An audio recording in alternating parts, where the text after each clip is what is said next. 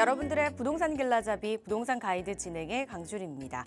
올해 들어 비수도권 지역 아파트 매매 거래량이 증가한 것으로 나타났습니다. 똘똘한 한 채의 여파에서 비켜나 있고 미분양이 즐비한 지역에서 오히려 거래량이 좀 늘어난 건데요.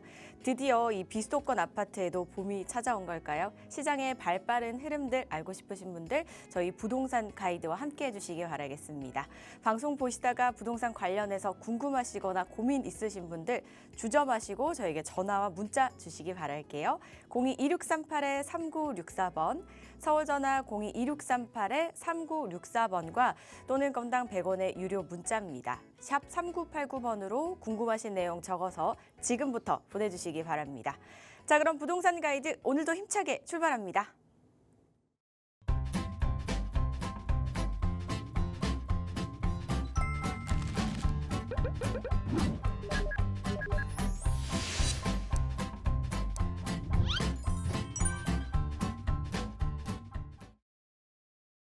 부동산 가이드 매주 금요일마다 시청자분들의 궁금증을 속 시원하게 해결해 주셔서 인기를 끌고 계신 분이죠. 국토개발연구소의 이윤환 대표와 함께합니다. 어서 오세요, 대표님. 네, 반갑습니다. 네, 반갑습니다. 전국에 계신 시청자 여러분. 자, 매주 금요일 오후 3시에 여러분들의 고민을 속 시원하게 해결 짓고 있는 이윤환입니다. 자, 어쨌든 여러분의 고민이 없다라고 하시는 분은 저는 못 봤어요. 모든 고민, 부동산 관련된 고민은 다 있습니다. 부동산뿐이 아니라 많은 부분도 다 고민을 안고 있거든요. 그걸 어떻게 슬기롭게 대처를 하고 해결을 해 나갈 수 있느냐, 바로 이 시간을 통해서 여러분들한테 도움이 되드릴 테니까요. 많은 분들 연락을 주셔서 속 시원히 해결 짓는 그런 시간을 갖도록 하면 좋을 것 같습니다. 네, 오늘 날씨만큼이나 대표님께서도 의상을 또 화사하게 입고 와주셨습니다. 자, 오늘 화사하게 입고 오신 만큼 고민도 시원하게 해결해 볼게요. 그런데 또 방송 중뿐만 아니라 오프라인 자리에서도 고민 해결할 기회가 있잖아요, 대표님. 어떤 네. 자리죠? 그래요. 자, 뭐 백문이 불여일견이에요. 방송에서 하는 한계점을 벗어나서 오프라인에서 무료 세미나를 진행합니다. 다음 주 화요일 날 오후 1시에 진행을 할 텐데요. 세미나에 오시면은 많은 것을 얻어 가실 수가 있는 게 우선 부동산 시장 흐름을 읽어갈 수가 있어요. 앞으로 어떻게 부동산 시장이 흘러갈 거냐라는 부분도 읽어내실 것이고, 그리고 좀 여러분이 갖고 있는 고민도 속 시원하게 해결되는 시간, 또 내가 좀 투자를 하고 싶은데 또 나뿐이 아닌 자녀에게 뭔가를 조금 미리 소액으로 이렇게 증여를 좀 해주고 싶은데, 이런 여러 가지 고민들을 속 시원하게 해결짓는 무료 세미나 시간에 많은 분들을 오셔서 큰 어떤 많은 보따리 선물 같은 것들을 가져가시면 좋은 시간이 되지 않을까 생각이 됩니다. 네, 나에게 맞는 전략이나 고민 해결 필요하시다면 참석해 보시면 좋겠는데요. 문의사항은요. 02-2638-3964번과 샵 3989번입니다. 방금 또 세미나 설명을 해주셨듯이 지금 많은 분들의 가장 큰 고민 중에 하나가 이 부분이 아닐까 싶습니다. 벌써 이제 일주일이 됐습니다. 지난주 금요일에 윤석열 전 대통령의 이제 파면 탄핵 선고가 있었습니다. 그렇기 때문에 지금 어떻게 보면 부동산의 시기가 좀 멈췄다라고 볼 수도 있을 것 같아요. 6월 3일에 조기 대선도 치러지게 되면 부동산이 어떻게 바뀔지 좀 관망하고 계시는 분들도 계실 것 같은데, 어떻게 저희가 이 바뀌는지는 예측은 못하지만 이에 맞게 대응을 최대한 해야겠다는 생각이 들거든요. 어떻게 하면 좋을지, 그리고 대표님께서는 좀 어떻게 보시나요? 자, 과연 대통령이 바뀌었을 때, 또 여당이 또 바뀌었을 때 어떻게 부동산 시장이 흘러갔느냐라는 거는 과거를 돌이켜보면 쉽게 알 수가 있어요. 우리가 부동산 시장 중에서 특히 아파트 가격에 대한 부분을 좀 읽어낸다라고 한다면요. 아마도 2000년 이전에 90년도 때가 뭐 어땠느냐라는 거를 잘 기억을 하는 분들은 많이 없을 겁니다. 그 이후에 부동산 시장, 왜냐하면 우리가 IMF를 겪은 경험이 있기 때문에 97년 이후에는 정말 IMF를 극복하기 위해서 굉장히 모든 국민들이 고생을 많이 했어요. 그러고 나서 우리가 2002년 월드컵을 이제 겪으면서 부동산 시장이 서서히 됐는데, 그 당시에 생각해보면은 노무현 대통령이 아마 떠오를 겁니다. 그래서 2003년도 노무현 대통령이, 2008년도 이명박 대통령, 그리고 2013년도 박근혜 대통령도 탄핵이 됐지만 2017년도 문재인 대통령, 그리고 이제 2022년도 해서 왔다가 지금 어쨌든 간에 윤석열 대통령이 파면을 이뤘습니다. 자, 2003년도에서 2008년까지 노무현 정부의 정책은 부동산을 굉장히 옥죄는 정책이었어요. 그래서 부동산 시장을 가라앉게 하기 위해서 규제책을 굉장히 많이 냈는데 부동산 가격이 어땠느냐라고 한다면 상당히 올랐던 기억 하고 계실 거예요. 자, 그다음에 2008년도에는요.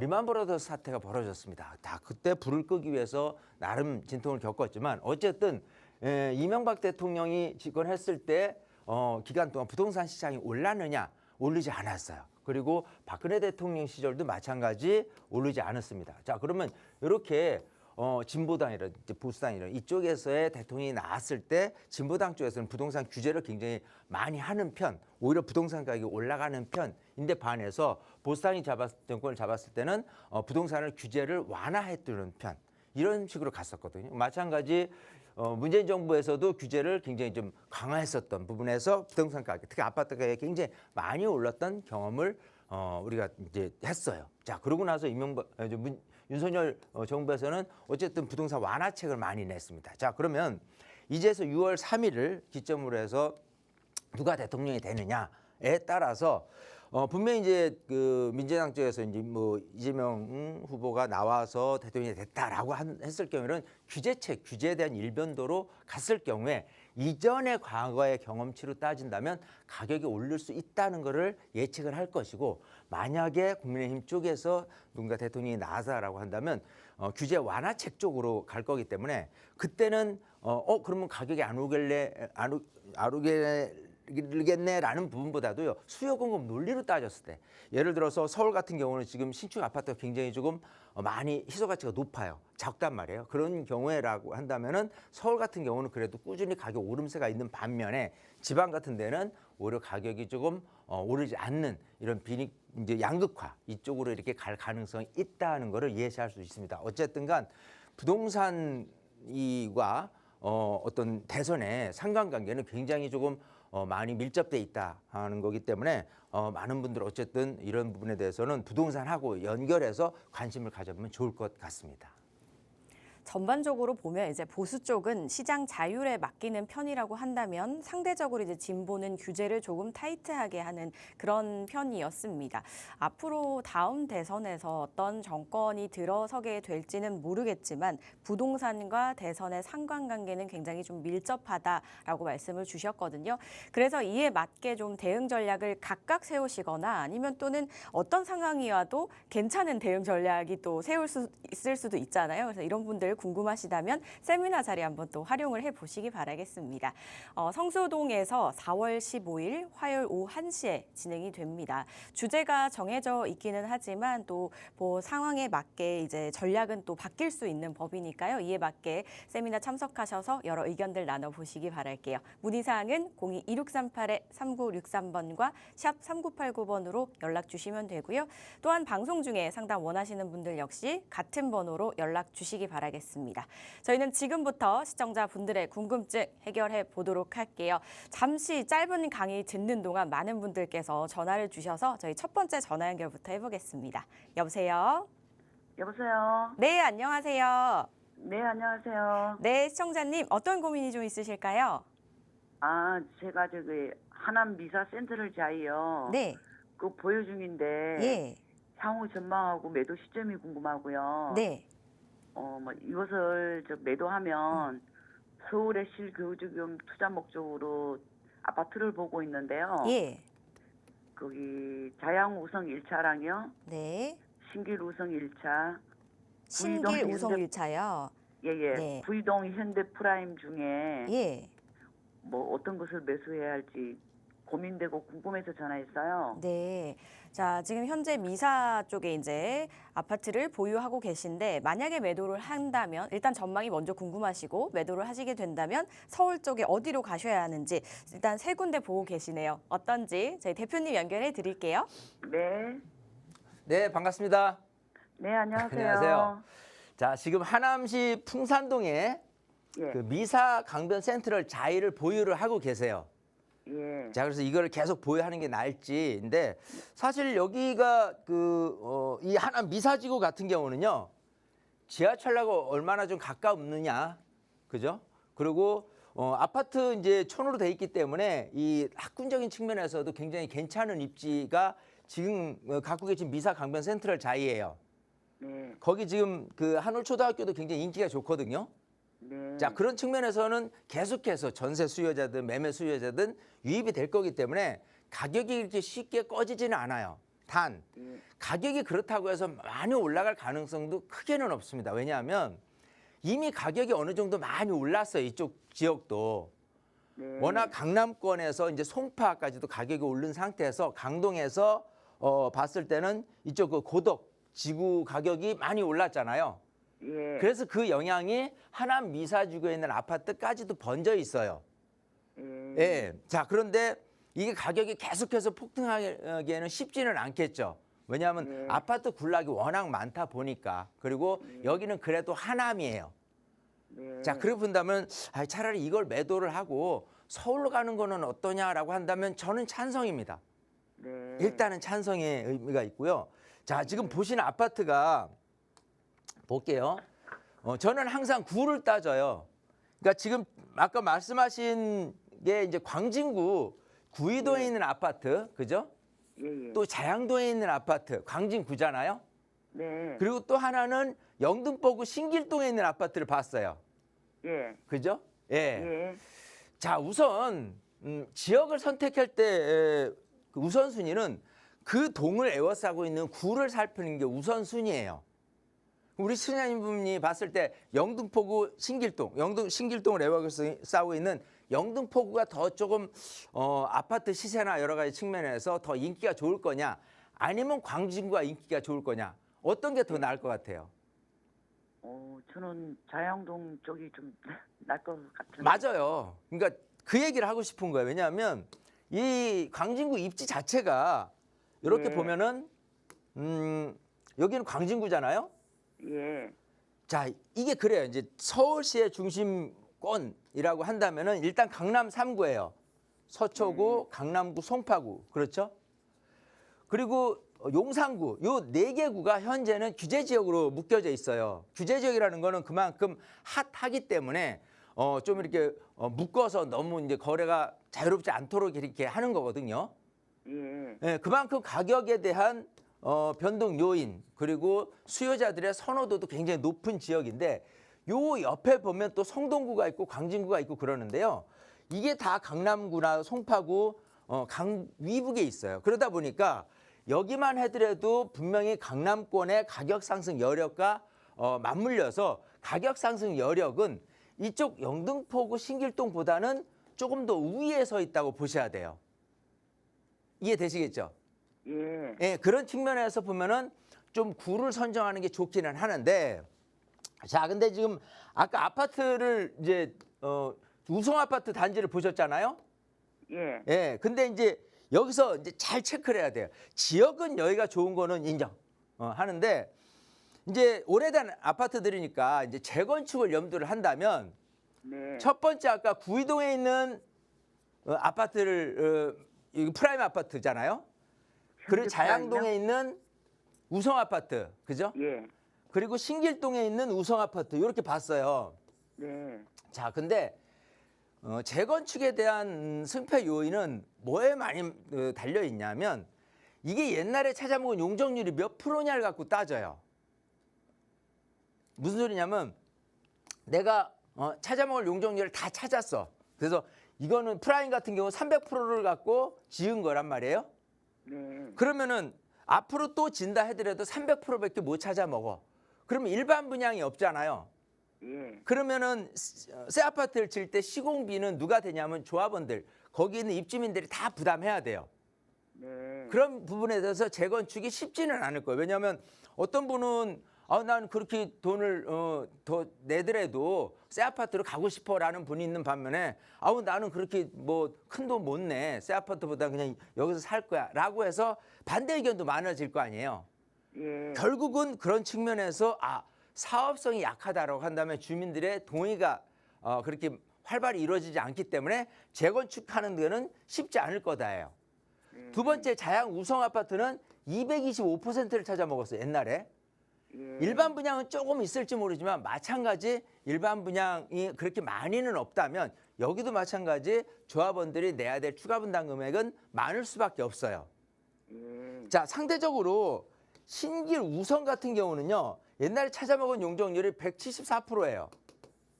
그러면 지금 대체적으로 한 이종 일반 주거 지역에서 뭐 250%까지도 찾아먹을 수 있다면 제법 일반 분양 물건이 많아지잖아요.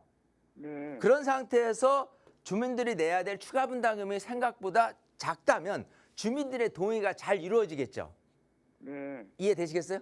예. 그래서 만약에 내가 실제 거주를 통해서 내가 내 라이프 스타일을 좀 더 업그레이드 시키고 싶다라고 한다면 광진구로 넘어가는 거고요.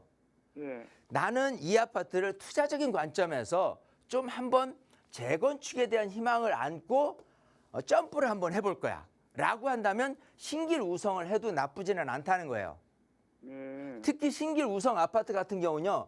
신안산선이 개통이 될 거예요. 네. 그게 2026년 말이거든요. 그럼 내년 말 뭐 좀 늦어진다 하더라도 앞으로 한 2년 안쪽으로 요 신길 우성 아파트 옆에 그 신안산선 지하철 역사가 이제 개통이 된다라고 한다면 그 개통 호재에 의해서 가격이 올라갈 가능성이 또 있겠죠. 네. 이해되시겠어요? 예. 그러니까 실거주 측면에서는 광진구, 투자적인 관점에서는 신길 우성을 하는 것이 맞겠다 생각은 해요. 이해되시겠어요? 예. 예. 우리 시청자님이 반응이 뜨뜻미지근해 해가지고 지금 아니 걱정. 그게 아니 이게 박자가 맞아야 저쪽을 되는데. 해야 할지 예. 지금 그럼 자양 우성 1차랑 신길 우성 1차랑 네, 요거 저기 뭐야 제가 고민을 해야 되는데 네. 자, 그러면 이제 프라임 말고 자양 우성 1차랑 예. 신길 우성 1차만 갖고 이제 따져볼 거예요. 예. 그러면 자, 우선 실제 들어가서 거주를 하실 거예요. 예. 거주를 하시고 그리고 재건축을 바라본다는 거죠. 예. 예. 그렇게 된다면은 신길 우성이 나요. 아, 그래요. 그런데 예. 내가 어떤 투자적인 관점보다도 좀 오래도록 거주를 내가 조금 하고 싶다라고 한다면 저는 자양동 우성이 더 낫다 생각합니다. 예. 물론 사업성만 생각했을 땐 요거보다는 좀 떨어지지만요.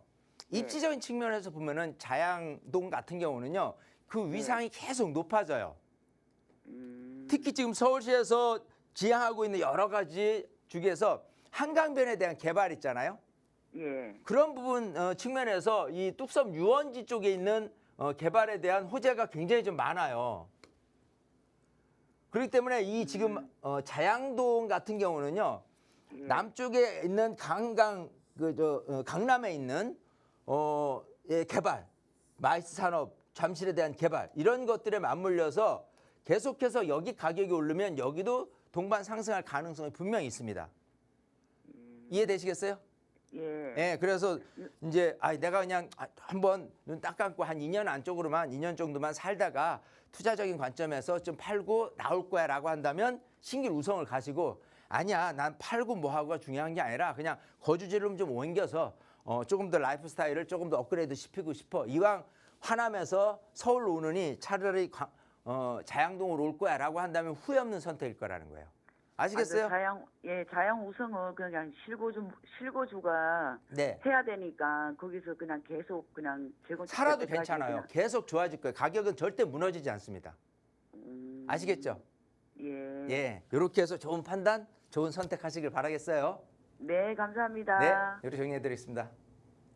네, 자치구가 조금 더 중요하고 또 실거주 위주라면 광진구 말씀을 해주셨고요. 조금 짧게 이제 투자 목적으로 보신다고 하시면 신길이 괜찮지 않을까라는 의견을 주셨거든요. 두 가지 잘 비교를 해보시고 좋은 선택 내려보시기 바라겠습니다. 이렇게 고민 있으신 분들 저에게 전화 문자 주시면 되는데요. 화면 아래에도 나가고 있지만요. 상담 중에는 좌측 상단에 계속 나가고 있으니까요. 번호 메모해 주셨다가 연락 주시기 바랄게요. 다음 전화도 바로 연결해 보겠습니다. 여보세요? 여보세요? 네, 안녕하세요. 네, 안녕하세요. 네, 어떤 점이 좀 궁금하실까요? 지금 아파트를 지금 하나 매수를 하려고 그러는데요. 네, 그 목동 센트럴 아이파크 2부, 예, 33평하고 네, 그다음에 상도 힐스테이트. 예.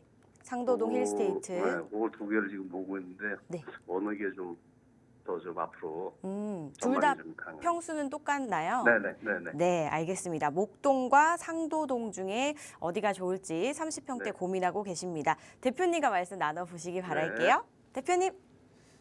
네, 반갑습니다. 네 안녕하세요. 안녕하세요. 네. 자, 지금 하나는 목동이라고 하셨는데 네. 아까 목동 센트럴 아이파크 위브라고 했잖아요. 네네네. 예, 여기는 이제 행정구역은 신월동으로 들어가고 네 맞습니다. 뉴타운은 신정 뉴타운이에요. 네네 맞습니다. 세대 수도 3,000세대나 됩니다. 네네. 괜찮아요. 괜찮긴 하는데 네. 그래도 이왕이면 목동이라는 이미지를 붙은 게 목동의 위상이 너무 괜찮기 때문에 네. 목동이라는 이름을 붙이긴 했지만 실제로 목동 아파트 단지하고는 약간은 조금 차이는 있어요. 네네. 그거는 굉장히 피부로 많이 느끼실 거예요. 네네. 예, 그런 측면에서 봤을 때 신월동 자체가 장기적으로 가면은 좋아지는 거는 맞아요. 목동선 경전철도 이제 나중에 아직은 뭐 이 작년 같은 경우에 그 일단은 탈락이 됐어요. 그러니까 예비 타당성 검토가 탈락이 돼서 다시 한번 검토를 해서 하긴 할 텐데 일단 목동선 자체는 굉장히 좀 늦어질 거예요. 네. 자, 그런 상태에서 계속해서 뭐 이쪽 그 위상이 서부 트럭 터미널도 있고 뭐 좋아지는 분명히 호재는 있어요. 지역에 대한 호재는. 네네. 하지만 어쨌든 아까 말씀드린 대로 이쪽 그 목동에 대한 위상하고는 약간은 조금 괴리감이 있기 때문에 크게 아파트 가격이 오르기는 쉽지는 않아요. 반면에 아까 또 보신 데가 동작구잖아요. 네네. 동작구 상도동이에요. 네. 자, 일단은 동작구라는 위치가 서초구 왼쪽에 있어요. 그잖아요. 네. 예, 항상 제가 구를 얘기를 하는 걸 보면 너 어디서 살아라고 한다면 서초구에 사는 거고 동작구에 사는 거고 영등포구에 산다라고 한다면 우선순위에 아파트 가격을 순서로 매긴다면 서초구, 동작구, 영등포구 순서가 됩니다. 맞잖아요. 네네. 그런 측면에서 본다면 강남의 집값이 비싸다고 해서 그 어떤 대체제로 삼을 수 있는 거는 기본적으로는 동작구에 있는 아파트들이에요. 네. 그렇기 때문에 지금 아까 말씀하신 그 신월동에 있는 목동 센트럴파크 아이파크 위브보다 위상적인 측면에서는 동작구에 있는 상도동이 훨씬 뛰어나다예요. 네. 강남하고 가깝고 강남 집값이 비싸면 이쪽으로 넘어오는 수요차들은 늘 있기 때문에요. 그리고 이쪽 같은 경우도 위쪽으로는 흑석 뉴타운이라든지 노량진 뉴타운이라든지 이런 부분에 계속해서 개발도 될 뿐 아니라 이렇게 7호선 라인 쪽으로 해서 계속해서 개발이 되어 가고 있어요. 그렇기 때문에 새 아파트들이 계속해서 탄생이 되고 대단지가 있다라고 한다면요. 네. 이쪽 위상, 이 아파트 시세는 꾸준히 올라갈 가능성이 더 높아요. 아까 신월동에 있는 아파트보다는. 그래서 만약에 금액이라는 부분에 대해서 차이가 지금 나 있잖아요. 네. 안전한 금액으로 선택했을 때, 그 아까 저 목동 아이파크 위브를 30평대를 살 수 있는 금액을 이쪽에서 20평대를 살 수 있다라고 한다면요. 네. 상도동에 있는 20평대를 사는 게 더 나아요. 아. 항상 요즘은 이제 아파트 청약 신청을 하거나 해도요. 어떤 어떤 경쟁적인 부분이 20평대가 가장 우선합니다. 아, 네. 네, 그렇기 때문에 지역도 지역이고 또 평형이 조금 작다고 손 치더라도요. 그 같은 금액에 아까 신월동에 있는 아파트 30평대 살 거라면은 네. 저는 이쪽 7호선 라인에 상도동에 있는 20평대 아파트를 사는 게 더 유리할 것이다요. 항상 뭘 생각했냐면 내가 갖고 있는 아파트를 다른 사람이 들어와서 사는 사람이 있어요. 그 사람들은 전세를 생각할 거고 그 전세가 아니라면은 매매를 생각할 거잖아요. 네네. 그런 수요자들은 늘 있는데 아까 같은 경우 이제 신월동 같은 경우 보면은요.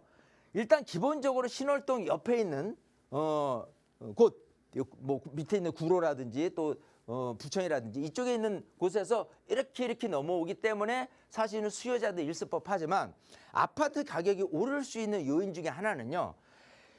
비싼 아파트가 너무 비싸지기 때문에 자꾸 그분들이 이동하는 부분에 대한 가격 상승 여력이 더 셉니다. 이해되시겠어요? 네. 예. 그렇기 때문에 근데 그 저기 저 목동 그 센트럴 거기는 이제 신축 4년 차고요. 네.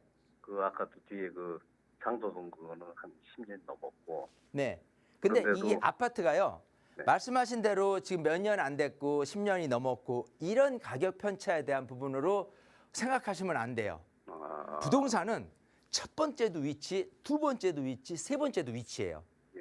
그러니까 새 거고 단지가 크고 어떤 여러 가지 장점을 보는 거는 어찌 보면 우선순위에서는 반대로 역행을 하시는 거예요. 이해되시겠죠? 예. 그러니까 저는 근데- 뭘 얘기하고 싶은 거냐면 내 집을 다른 사람들이 판단하는 기준을 갖고 판단을 해야지만 그 가격 그 아파트를 잘 샀냐 안 샀냐를 판단하는 거예요. 이해되시겠어요? 네. 그런 측면에서 저는 상도동을 하시는 게 더 낫겠다라고 말씀을 드리는 거니까 네. 그 안에서도 또 좋은 아파트들이 있어요. 아. 거기서도 왜냐하면 좀 새 아파트로 가면 갈수록 너무 비싸잖아요. 그렇죠. 그러니까 아까 말씀드린 10년 넘은 아파트를 보시게 된 건데 그럼에도 불구하고 지역이 상도동이라고 한다면 괜찮다는 거예요.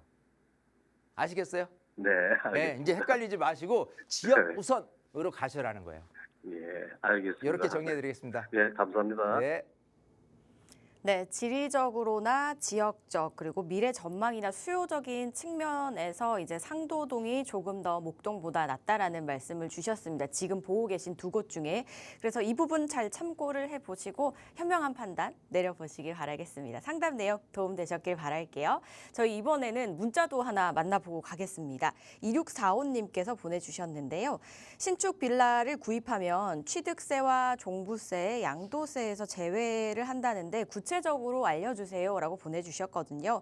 근데 이게 무조건 제외되는 건 아니잖아요, 대표님. 이 조건이 분명 있을 텐데요. 조건이 좀 어떻게 되나요? 그래요.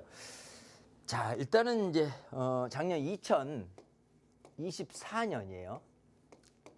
부동산 대책을 발표를 했는데 1월 10일 날 발표합니다. 그리고 8월 8일 날 발표를 해요. 두 번 발표를 했는데 주택 공급 활성화 방안이에요. 주택 공급 활성화예요.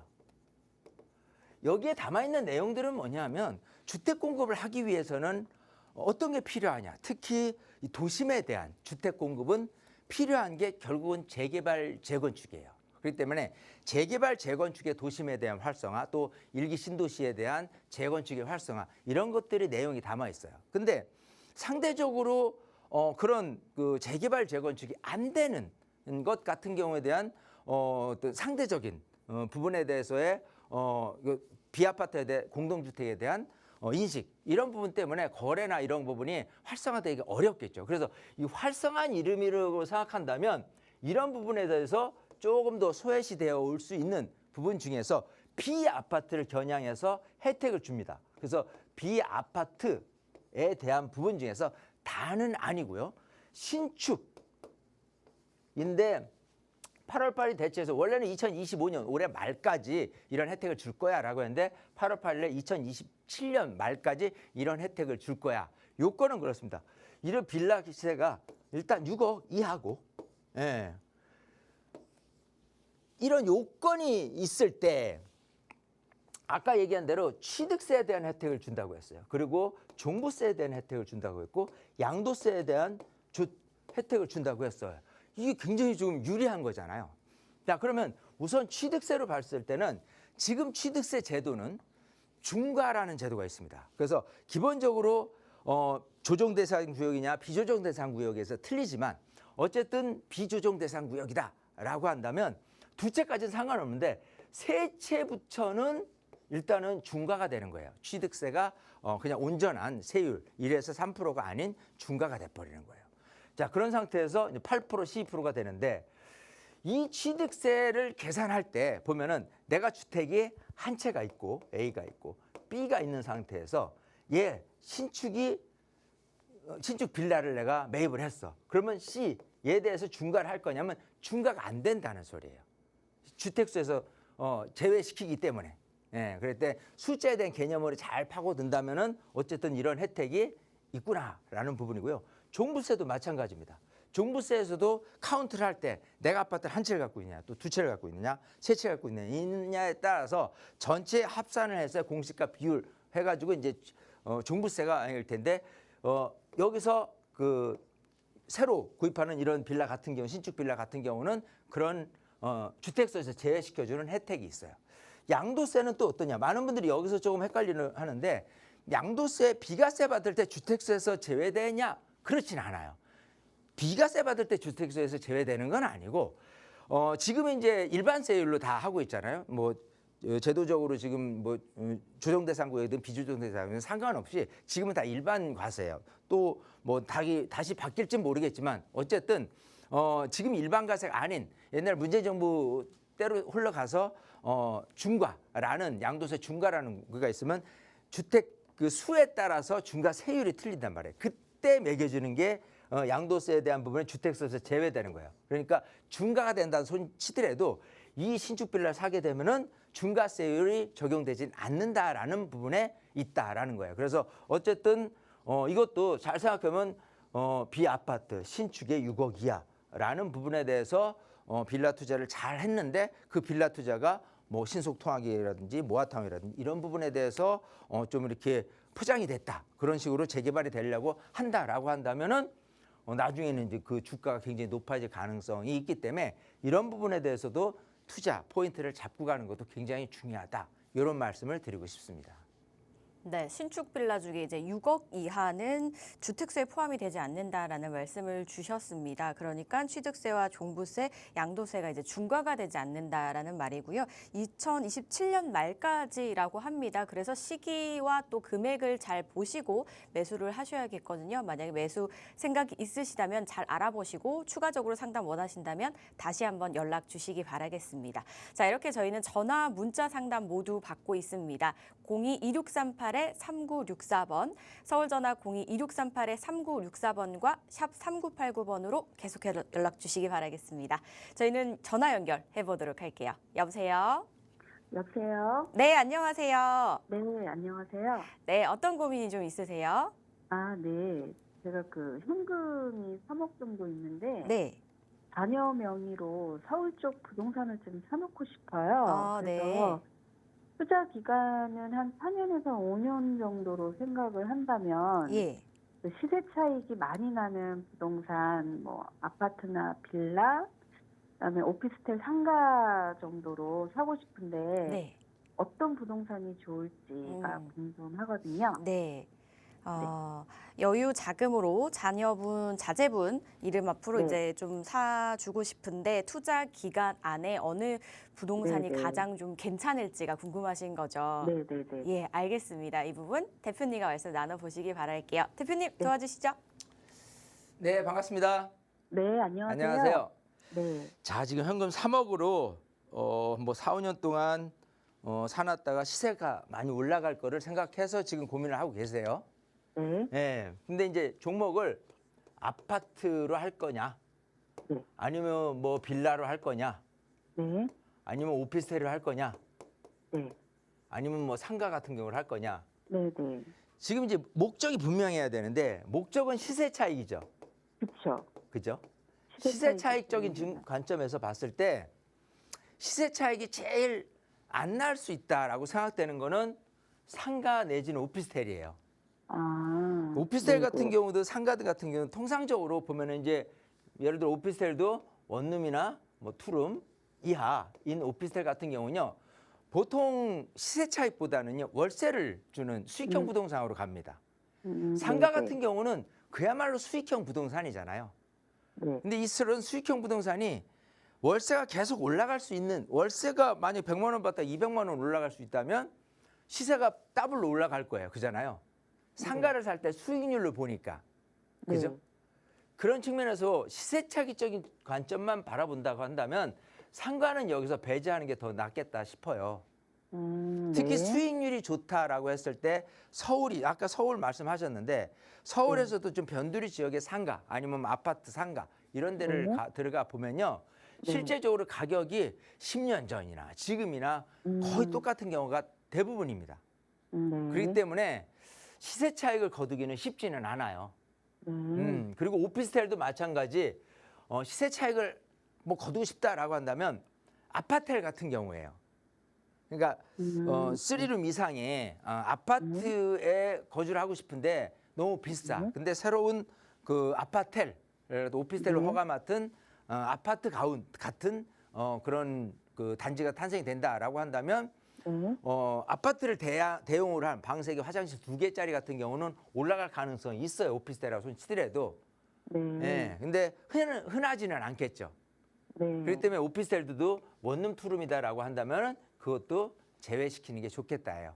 자, 그러면 아파트와 빌라가 남았어요. 제일 그야말로 이제 거래를 하는 데 있어서 제일 편한 거는 아파트 맞잖아요. 그쵸. 근데 3억 갖고 아파트를 사신다고 했어, 서울에서. 그죠? 못 근데 사요. 3억이면 전세 비율이 50%라고 따졌을 때 6억짜리 아파트를 전세 3억 끼고 내 돈 3억으로 사는 경우인데 네. 대체적으로 지금 서울 시내 6억 정도 되는 아파트 위치가 좋은 곳은 아닐 거란 말이에요. 그죠? 그쵸. 그런 네. 측면에서 봐서 그럼 서울 말고 다른 데를 해야 되나? 이렇게 손 친다고 하더라도 가격이 쉽게 막 타고 올라가기는 쉽진 않을 거예요. 물론 있을 수는 있는데 잘 골라야죠. 이해되시겠죠? 네. 그런 측면에서 아파트가 나쁘지는 않지만 시세 차익을 반드시 보장받을 수 있는 그런 부분들은 아니다. 거래하는 데 있어서 안정적이긴 하되 시세 차익을 목적으로 했으니까. 근데 그럼 빌라는? 빌라가 오를까요? 우리가 생각하는 이 빌라 자체가 오르기에는 쉽지는 않아요. 빌라를 막 사고 싶지는 않으니까. 하지만 빌라에 대한 영역이 이제 어디에 존재하고 있느냐에 따라서 개발지에 있는 빌라는 그야말로 프리미엄이 막 붙어요. 그렇기 때문에 네. 나중 시세 차익을 잘 거둔다라고 겨냥을 한다면 지금 이제 아직은 미개발지 뭘 노려야 되냐면 지금은 모아타운 같은 데가 아니에요. 아무 움직임도 없어. 근데 이렇게 들여다보면은 뭔가 사업이 될 듯해. 그리고 입지도 좋아. 그런 측면에서 내 돈 3억을 빌라를 전세 끼고 사놨을 때 정말 갑자기 뭐 동의서도 걷고 뭐 사업이 진행된다고 해가지고 인기가 막 좋아진다라고 한다면요. 갑자기 네. 빌라 가격에 피가 붙습니다. 그러니까 그런 걸 노리는 게 오히려 현실적이에요. 아까 말씀드린 대로 아파트가 나쁜 건 아니지만 시세 차익이 보장될 수 있는 부분은 좀 약하다라는 거에 비해서 빌라 같은 경우는 좋은 입지에 그런 식으로 모아타운 같은 경우에 사업이 될 법한 곳을 노리고 들어간다라고 한다면은 좀 이렇게 그런 기법이 있어요. 그것 때문에 이제 세미나에서 제가 많이 좀 알려드리곤 하는데 어쨌든 이 동네가 모아타운 실제로 될 수 있다 없다의 그 분위기는 그냥 동네 분들한테 뭐 물어보고 진행하는 게 아니라요. 그 지역이 위치하고 있는 곳에 빌라 분포가 얼마나 있는지 노후도가 얼마나 있는지 이런 것들을 살펴본다면 여기는 모아타운을 한다고 그랬을 때 주민들의 동의가 굉장히 잘 이루어지겠구나. 어떤 동네는 주민들의 동의가 잘 이루어지지 않는 동네가 분명히 있어요.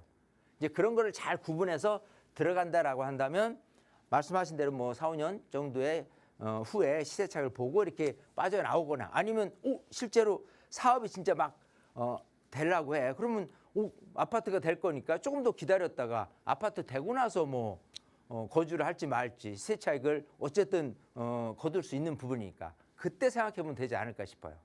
아시겠어요? 그러면은 지역을 네. 어디로 그러면은 지역은 좋아요. 저는 우선적으로 네. 말씀을 드린다면 서울의 많은 지역들 중에서 좀 이왕이면은 한강하고 가까운 쪽을 좀 말씀을 드리고 싶어요. 그러니까 뭐냐면 네. 이제 서울에 뭐 한강하고 가깝다고 얘기하면 너무 막연하죠. 근데 이렇게 지도를 아이고 너무 크게 됐다. 대한민국 지도가 다 나왔네. 자 보세요. 자 이렇게 서울에서 이렇게 한강을 중심으로 이렇게 보면요. 25개 구가 있어요. 그죠? 네. 그 중에서 한강에 접해 있는 구는 마포구, 용산구, 성동구, 광진구, 그리고 아래쪽으로 오면 강서구, 영등포구, 동작구, 서초, 강남, 송파, 강동 총 11개구예요. 한강 접하지 않은 거는 14개구고. 자, 그러면 이 14구를 훑어보고 그중에서 빌라촌 지역 중에서 조금 이렇게 모아타운 가능성이 높겠다라고 하는 지역을 겨냥을 해보면 성공 투자가 될 수 있다 생각합니다. 아시겠죠? 자꾸 네. 좁혀 나가는 거예요. 투자라는 게. 네. 이왕 서울로 마음 먹으셨으니까 그런 쪽으로 방향 잡으면 좋을 것 같아요.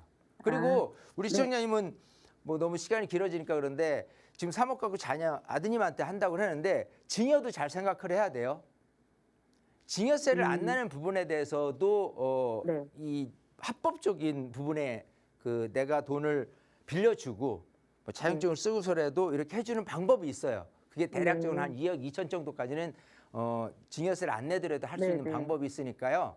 네. 어쨌든 뭐 그거는 나중에 세미나 오셔서 얘기를 네, 들어보시면은 아 그렇게 해서 내가 증여세도 많이 조금 줄일 수 있겠구나 이런 방법을 가르쳐 드릴게요. 아시겠죠? 네. 감사합니다. 이렇게 정리해 드리겠습니다.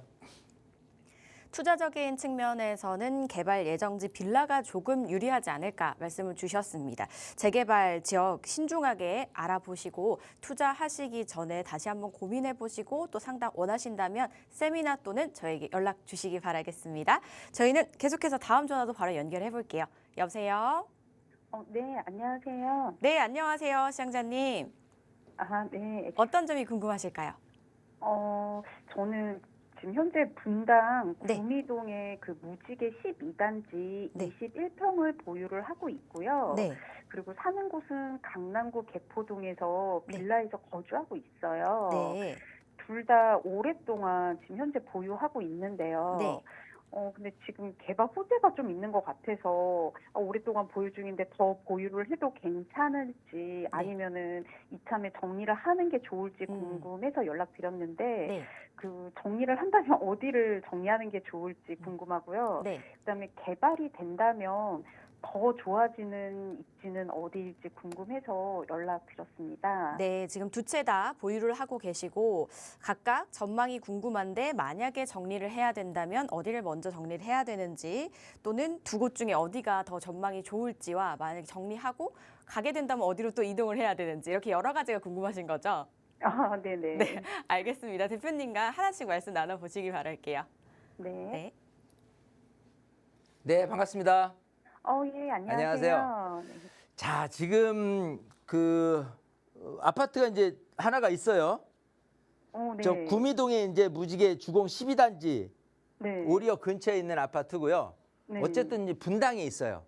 네. 네, 분당에 아파트를 하나 갖고 있는데 일단은 이것도 어떤 호재냐면은 일기 신도시잖아요. 네. 일기 신도시에 지금 이제 재건축해서 선도 지역이 지금 막 이렇게 해서 주민들의 의견을 막 모으고 있어요. 네. 그래서 어떤 단지들은 이제 그 재건축을 좀 빨리 하기 위한 그 선도 지역으로 이렇게 선도 아파트로 이렇게 지정이 된 곳이 있고 좀 그걸 준비하는 곳들이 있어요. 자, 그렇게 따진다 그러면은 일단 기본적으로 이제 그 일기 신도시에 대한 부분이 노후됐기 때문에 서서히 재건축 바람이 많이 일고 있거든요. 네. 그런 측면에서 봤을 때 이것도 섣불리 매도할 필요는 없는 거예요. 왜냐하면 이 단지 12단지가 아니라도 이 근처에 있는 단지들이 뭔가 그런 재건축의 움직임이 활발하게 일어나서 정말 재건축이 뭐 금방 될 것처럼 된다 그러면 지금 여기 갖고 있는 소유자들 분위기가 확 바뀌어요. 우리도 재건축하자라는 분위기로 확 바뀌기 때문에 그야말로 이제 새 아파트를 기대하는 분들에 의해서 가격이 올라갈 수 있는 거란 말이에요. 그러니까 뭐든지 이 어떤 목적으로 그 물건을 사냐라고 한다면 만약 기존의 아파트라고 한다면은 지금 이제 신축 아파트를 굉장히 좋아하잖아요. 네. 근데 신축 아파트가 아닌 오래된 아파트야. 그러면 오래된 아파트에서 살고 싶은 분이 얼마나 되겠어요. 대신에 그렇죠. 그런 아파트가 재건축이 된다면 그런 희망을 안고 그냥 리모델링 싹 해서 들어가서 좀 재건축 할 때까지 좀 빠른 시간 내에 재건축 될 것 같으니까 기다려보자. 측면에서 살 사람들이 늘어난다 그러면 가격이 올라갈 거 아니에요. 그죠? 네. 그런 측면에서도 호재가 있기 때문에 섣불리 매도할 필요는 없는 거예요. 자, 또 하나는 아까 이제 개포동이라고 그랬어요. 네. 그죠? 이제 강남 개포동인데 제가 보기에는 개포동에 있는 빌라라고 했으니 개포동 안에서도 보면은 이제 개포 재건축 단지 말고 이렇게 그 개포동 안에서의 빌라촌이 있어요. 여기에 지금 거주하시는 것 같아요. 네, 맞아요. 예, 여기가 이제 개포 4동이거든요. 네, 맞아요. 예. 자, 지금 분위기가 어떻게 됐냐면 여기도 그런 분위기예요. 지금 이 양재동 같은 경우가 있어요. 양재동 분위기가 여기도 마찬가지 재건축 바람이 불고 여기도 불었어요. 근데 우선적으로 양재 시민의술역 아래쪽에 지금 모아타운으로 진행하고자 하는 곳이 있습니다. 생겨났어요. 그렇기 때문에 이게 이제 분위기가 살았기 때문에 나머지 지역 또 구역 각 구역별로 나도 모아타운을 할래라는 분위기가 여기까지 지금 연결이 돼 있어요. 개포 사동. 그죠? 그런 상태에서 야, 그러면 이 분위기에 의해서 간다 그러면 우리도 재개발될 수 있겠네? 라고 생각할 수도 있고 안 될 수도 있어요. 왜냐하면 이제 디테일하게 뭘 들여다봐야 되냐면 지금 이제 시간 관계상 제가 주소도 찍어보고 그러고 나서 제가 막 검색을 막 하다 보면요. 이 근처에 아까 얘기한 대로 뭐 빌라 분포가 얼마나 많이 돼 있고 또 신축이 또 얼마나 노후도가 얼마나 돼 있고 또 빌라 이외에 상가라든지 상가주택이라든지 이런 것들이 얼마나 많이 분포돼 있는지를 파악할 수가 있어요. 만약에 그 파악이 어느 정도 이 동네 분위기가 모아타운 될 가능성이 높겠다라고 한다면 제가 놔두라고 할 것이고 아니다. 이 모아타운 되기는 너무 어렵겠다. 내가 빌라인데 빌라 분포는 별로 없고 상가라든지 단독 다가구 주택들이 너무 질비하고 많다라고 한다면 그런 분들의 반대에 부딪혀서 빌라가 소수라고 했을 때는 모아타운 사업 진행이 잘 안 돼요. 그런 측면에서 봤을 때는 그냥 이거를 털고 나오는 게 더 나을 수도 있다는 소리예요. 그러니까 지금 털고 나오라는 소리가 아니고 네.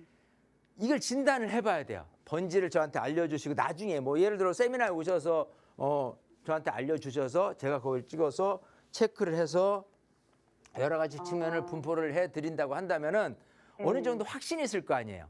네, 그렇죠. 네, 여기가 좀 모아타운 가능성이 있겠네, 없겠네. 그래서 제가 어디 단지들은 지금 빌라 갖고 계신 분들 세미나 오셔서 제가 속편히 알려드려요. 여기는 사업이 쉽지 않을 겁니다. 여기는 사업이 잘 될 수 있습니다. 라는 부분에 힘입어서 좀 팔 건지 말 건지에 대한 부분을 확실히 구분 지을 수 있는 그런 거를 누구한테 물어보겠어요. 예, 그렇기 때문에 지금 이것 같은 경우도 나중에 한번 세미나를 꼭 오셔가지고 진단 한번 받아보세요. 예, 요즘은 워낙 이 플랫폼이 많이 잘 돼 있어요. 부동산 관련된 플랫폼. 그래서 그 플랫폼에 들어가서 뭐 여러 가지 빌라 분포라든지 노후도 분포라든지 여러 가지를 많이 체크를 해 보잖아요. 그러면은 서울 시내 어디든지 노후도라는 측면에서 보면 어디든지 노후도는 돼요. 지금 모아타운 같은 경우가 이 노후도 측면이 예전에 우리가 알고 있는 노후도보다도 훨씬 좀 작게 형성이 돼 있어요. 그러니까 굉장히 좀 원활하게 돼 있습니다. 그렇기 때문에 어느 정도 신축이 많다 손치더라도 웬만하면 다 모아타운이 될 수 있는 분위기가 있어요. 그렇기 때문에 다는 맞는데 여기가 확실히 될 수 있는지 없는지에 대한 구분을 하는 게 중요할 거니까 꼭 세미나에 오셔서 한번 판단을 해보시기 바라겠습니다. 아시겠죠? 네, 알겠습니다. 네, 감사합니다. 세미나 뵙겠습니다. 네, 일기 신도시는 이제 선도지구 선정 등 재건축 이슈가 있기 때문에 뭐 섣불리 매도하시는 부분은 좀 생각을 해보셔야겠고요. 또 빌라 문의 주신 거는 포괄적으로 결정하기에는 섣부를 수 있어서 조금 더 자세히 분석을 해봐야 된다고 하십니다. 그래서 이 부분은 추후에 다시 한번 상담을 나눠보시기 바라고요. 지금 방송 보시는 분들께서도 진단이 좀 나도 해보고 싶은데 하시는 분들 계실 것 같아요, 대표님. 어떻게 하시면 될까요? 그래요. 진짜 많은 분들이 이걸 판단을 못해요.